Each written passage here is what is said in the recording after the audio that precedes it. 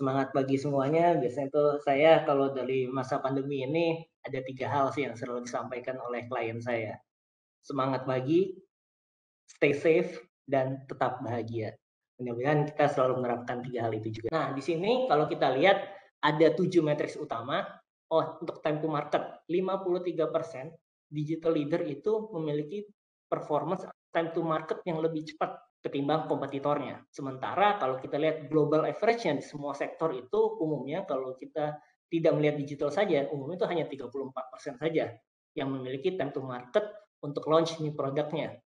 Nah, begitupun juga customer experience. Di sini kita lihat 65% itu lebih baik ketimbang kompetitornya, sementara kalau global average di semua sektor itu hanya 49%. Ini matrix-matrix ini menunjukkan pada dasarnya kalau kita summary secara singkat adalah bahwa digital leader itu atau perusahaan yang telah menerapkan teknologi digital dengan baik, itu akan memiliki performance bisnis yang lebih baik. Nah, kalau kita bicara operational efficiency atau operational excellence, apa sih itu? Kalau operational excellence itu secara gampangnya itu adalah proses yang melibatkan seluruh sumber daya, people, proses teknologi di dalam organisasi untuk fokus pada tujuan untuk memaksimalkan value yang disampaikan kepada konsumennya. Nah, di sini ada 3 karakteristik utama untuk mencapai operational excellence. Ada decision excellence, itu adalah bagaimana perusahaan atau organisasi memanfaatkan data mereka sebagai insight untuk mendukung pengambilan keputusan. Ada namanya proses excellence, itu berkaitan dengan proses yang efektif dan efisien melalui perencanaan dan pengujian. Dan yang terakhir itu adalah performance excellence, itu berkaitan bagaimana menerapkan praktik continuous improvement untuk menjaga keunggulan dari kinerja suatu organisasi atau perusahaan. Umumnya kami menyebut 3 komponen teknologi tersebut dalam satu grup, namanya adalah digital labor di sini. Nah, itu yang menjadi fokus utamanya.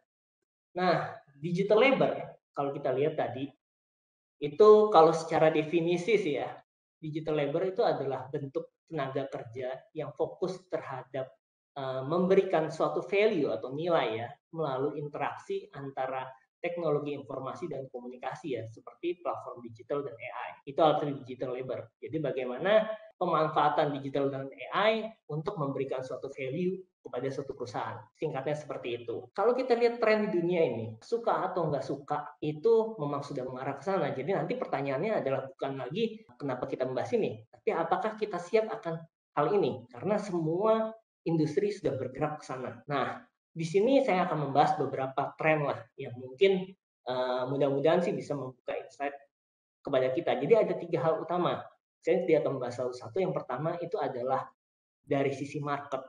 Jadi di sini kita lihat growth dari teknologi robotik dan AI ini sudah sangat tinggi. Bahkan di tahun 2020 saja itu sudah mencapai 152,7 miliar USD. Itu untuk pasarnya. Yang kedua, itu adalah dari sisi Gartner. Gartner itu melakukan prediksi di tahun 2020 bahwa robotik dan AI itu akan menjadi top 5 investment priority dari CIO.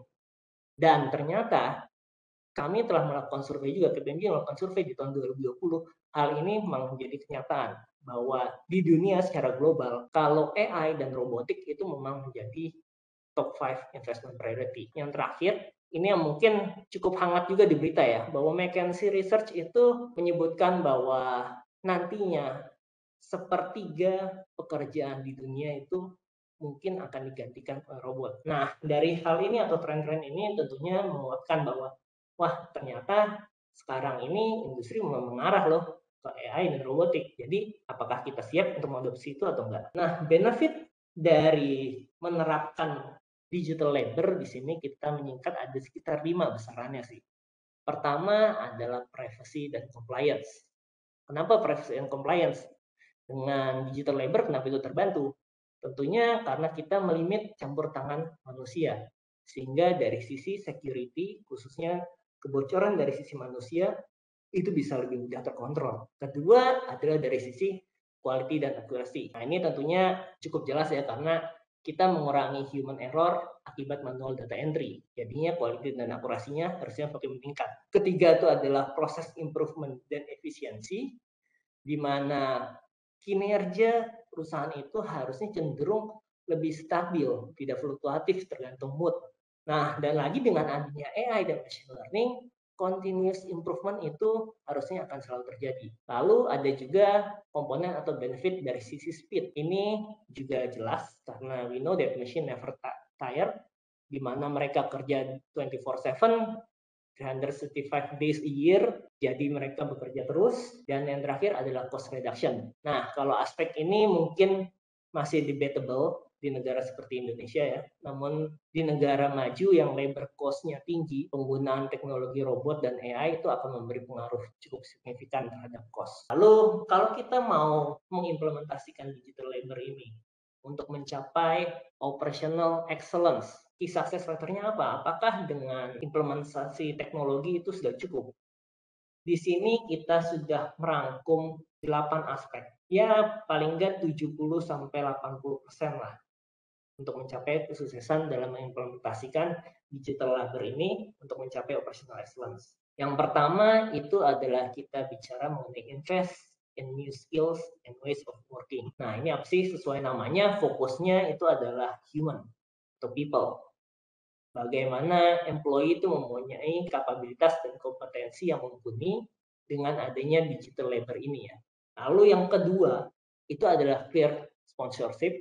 Ini basically gampangnya adalah manajemen komitmen lah. Bagaimana manajemen atau eksekutif itu mendukung implementasi ini baik secara organisasi dan segala macam. Ketiga itu adalah kita lihat pilot and then scale. Ini basically dari sisi teknologinya, di mana kalau kita mengadopsi teknologi baru di lapangan secara nyata, oke, kita akan lakukan dengan skala kecil dulu, tapi dengan full capacity.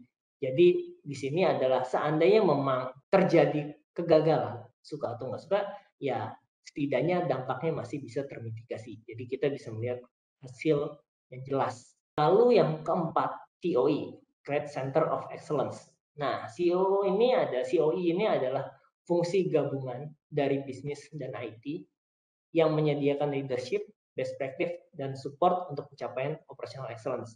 Jadi ini istilahnya sebagai gardu utamanya lah untuk menjaga ini loh, kita untuk mencapai operational excellence ini yang harus kita lakukan. Dia adalah gardu utama dan pemimpin utamanya. Yang kelima itu kita bicara adalah think end to end. Think end to end itu apa? Intinya adalah dengan kita melakukan secara end to end atau strategic level, implementasi dari AI dan juga dari sisi machine learning segala macam itu akan bisa membawa benefit yang lebih optimal ketimbang kalau kita menaruh hanya di sebagian atau partial proses. Yang keenam, kisah factor keenam itu adalah kita bicara reconfigure your operating model. Ini sesuai namanya, ini masuk ke ranah proses bisnis. Jadi dengan adanya penerapan digital labor untuk mencapai operational excellence, tentunya penyesuaian probis itu menjadi hal yang tidak terelakkan. Terus yang ketujuh itu adalah reading data. Data itu menjadi hal yang krusial dalam penerapan AI dan segala macam. Karenanya kita juga perlu menjadikan ini menjadi suatu prioritas. Jangan sampai ntar kata orang ada garbage in, garbage out. Data management itu menjadi hal yang sangat penting di sini. Dan yang terakhir adalah actively orchestrate change. Ini tentunya adalah praktik change management, di mana kita harus memastikan bahwa user acceptance dan user adoption atas teknologi baru itu bisa dijalankan secara nyata di suatu perusahaan atau organisasi.